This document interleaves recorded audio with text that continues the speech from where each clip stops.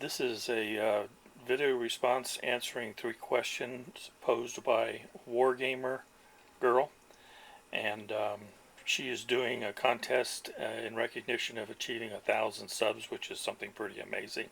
Congratulations on that. And she asked 3 questions of the community. They're interesting questions that I think a lot of people would enjoy answering.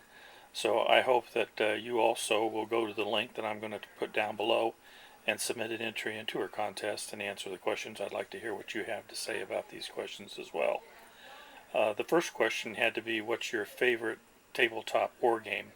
And she was gracious because she knows that some of us don't play the tabletop war games, but we're into the miniatures, and she was going, well, what's your favorite war game miniature line? So I mainly am a role-play gamer with some board games also when we get together, but don't play the tabletop war games. Probably my favorite line of miniatures, even though I'm a little upset with the company, is GW.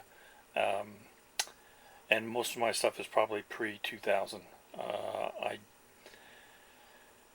I just wish that people that weren't around back then could know what kind of a company GW was back in the 80s and 90s, and that truly was a company that was worthy of having a fan base.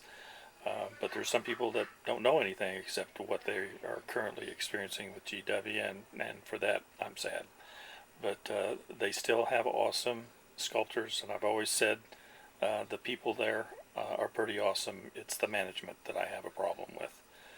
The second question she posed was, what is it that attracts you to a game? Is it the fluff, or is it the miniatures, or is it the tactics?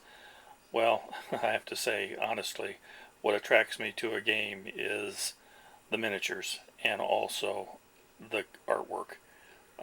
If all gaming companies were forced to produce their products in plain brown boxes with only text, then I would probably own a lot less games and a lot less books, and would probably be a wealthy man today.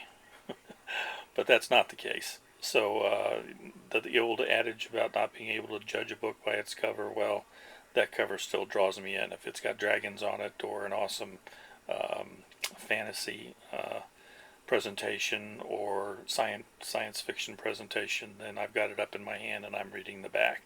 And if they're able to grab my interest with a short clip on the back, it's generally in my collection. So I would definitely say it's the miniatures and also the artwork, which probably translates pretty quickly into the fluff of the game.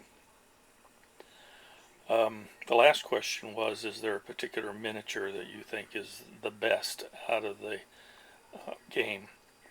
For me, it is a miniature, and I picked one that is I'm never going to own because it is way out of my price league, and also probably way out of my my talent for assembling and painting, and that would be a Warhound class Titan from Forge World.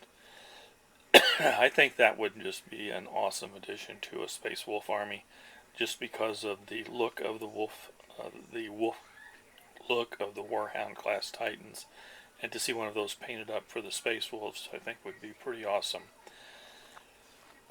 I might look in someday to finding one of the epic range Titans, Wolfhound class, and maybe get one of those and paint it up. But even those are going for a bit of money on eBay. So there you go. I tried not to choose something that might be just a little out of my range, because I might go ahead and spend the money anyway. So there you go. It's a Warhound class Titan. So folks, you'll find the link below, and I hope you too will go over there, and I'll be looking for your answer to these 3 questions. May God bless you all, each and every one, and I'll be talking to you later.